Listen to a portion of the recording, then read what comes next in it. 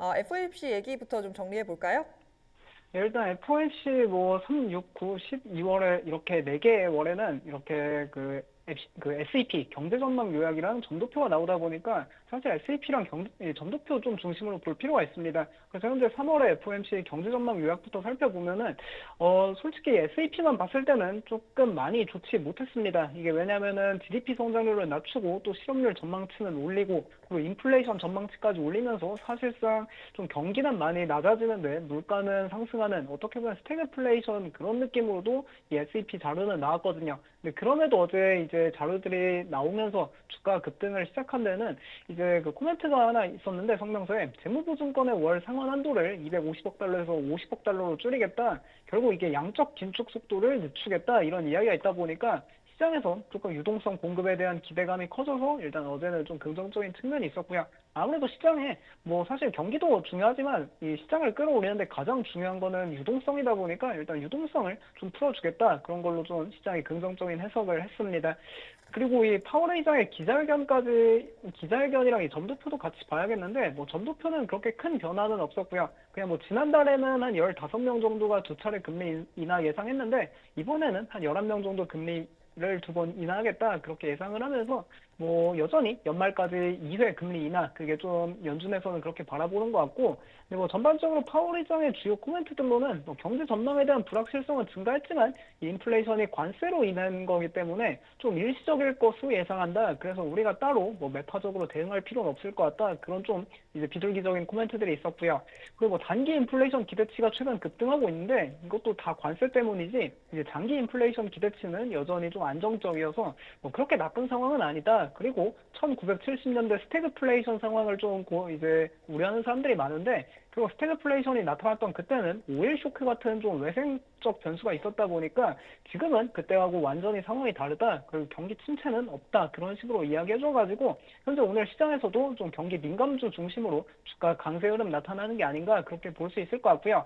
근데 그럼에도 일단 시장에서는 뭐 여전히 좀 경계감도 그래도 가질 필요가 있을 것 같습니다. 왜냐하면 파월 의장이 실제로 과거에도 이 실책을 했던 적이 있긴 하거든요. 이게 인플레이션은 일시적일 것이다 이야기를 했었는데 2021년에도 인플레이션이 생각보다 일시적이지 않고 정말 걷잡을 수 없이 상승했던 적이 있어서 어쩌면은 이 포트폴리오에 조금 인플레이션 트레이드도 고려해야 하지 않나 그렇게 볼 수 있을 것 같은데 왜냐면 이 파월 의장의 연설은 본인 혼자 하니까 본인의 생각을 좀 내비쳤지만 이 경제전망 요약표나 점도표에는 연준 의원들의 다 이제 생각이 들어가 있거든요. 근데 이제 경제전망 요약표에서는 결국 인플레이션이 올해 조금 더 상승할 수 있다 그렇게 이야기하다 보니까 결국 인플레이션이 발생했을 때 좀 수혜를 얻을 만한 섹터도 충분히 포트폴리오에 편입할 가치가 있는 것 같습니다. 그 가장 대표적인 섹터가 결국 에너지 섹터인데 에너지 섹터가 원래 이제 트럼프 행정부 출범했을 때만 해도 이제 러시아하고 우크라이나 전쟁도 빨리 끝나고 러시아가 다시 전 세계 시장에다가 석유 갖다 팔아가지고 유가가 급락할 거다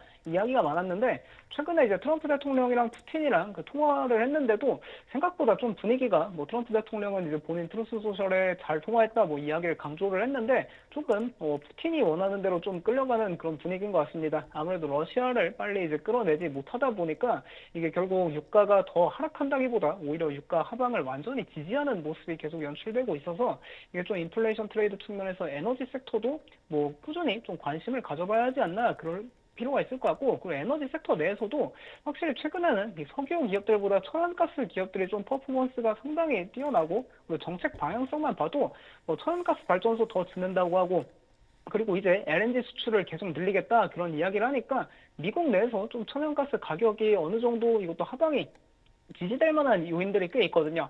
그러다 보니까 뭐 이런 S&P 500 내 대표적인 천연가스 업체인 EQT나 익스펜드 에너지 같은 것도 어쩌면 좀 관심을 가져봐야 하지 않을까 싶기도 하고요. 결국 인플레이션이 또 올 때는 뭐 전방위적으로 다 나타나니까 농산물 가격 상승을 예상하면 뭐 디어 같은 업체도 결국 농산물 가격이 상승하면 디어의 농기계를 구매해서 더 농산물을 많이 팔려는 농부들 수요가 생기다 보니까 이런 것도 대표적인 인플레이션 트레이드 종목으로 꼽히기도 합니다. 그리고 게임 산업 같은 것도 워낙 서비스 인플레이션이 가파르게 일어난 시대에 최근에는 또 저렴한 취미 생활로 각광받다 보니까 한번 좀 생각해 볼 만하지 않나 싶고 그리고 담배 같은 것도 결국 이제 아무리 인플레이션 심해도 솔직히 담배는 다 막 피더라고요. 그러다 보니까 이런 쪽도 한 번씩 뭔가 인플레이션이 만약에 다시 올라올 거다 그렇게 생각하면은 좀 관심을 계속 가져볼 필요가 있을 것 같습니다. 그리고 이런 인플레이션 트레이드에서 또 원래 이제 항상 대표적으로 꼽히는 게 필수 소비재인데, 네, 필수 소비재 같은 경우에는 조금 과거하고 약 3년 전 상황이랑은 조금 한번 다르게 생각해 볼 필요도 있을 것 같은데, 이게 왜냐면은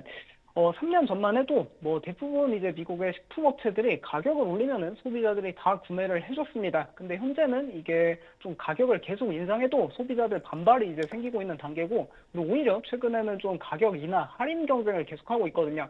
근데 그럼에도 소비자들이 이탈하고 있는데, 그 가장 큰 이유가 이제 너무 비싸져서 사실상 브랜드 제품을 좀 구매하기 어렵고, 또 월마트나 코스트코의 커클랜드 같은 그런 PB 제품이 또 이제 생각보다 가격도 괜찮은데 품질이나 맛이 뭐 그렇게 떨어지는 것도 아닙니다. 그러다 보니까 이제 PB 제품 브랜드들이랑도 경쟁해야 되다 보니까 뭔가 뭐 펩시코나 프록터 앤 gem블, 뭐 kimberly 클라크 같은 그런 브랜드 업체들이 이제 과거 같은 인플레이션 트레이드 수혜를 받을 것 같진 않다. 뭐 그렇게도 생각해 보면 좋을 것 같고, 뭐 인플레이션 트레이드 하면 당연히 이제 뭐 대표적 경기 방어주인 유틸리티 섹터도 최근 뭐 전력 수요도 계속 꾸준히 증가하고 그러다 보니까 관심 가질 법한데, 근데 뭐 결국에 뭐 여러 이제 좀 인플레이션 수혜주로 여러 가지 생각해 볼 수 있지만, 결국 가장 이제 간단한 건 그냥 에너지 섹터에 조금 한 가지 정도는 이제 본인 포트폴리오에 에너지 관련한 기업들을 하나 가져가는 게 좀 올해 시장에 투자하는데 뭔가 그래도 뭐 시장이 좀 흔들리거나 할 때 좀 포트폴리오를 방어해주지 않을까 그런 생각이 들고 있어서 좀 에너지 섹터도 관심을 가져보는 게 좋을 것 같습니다.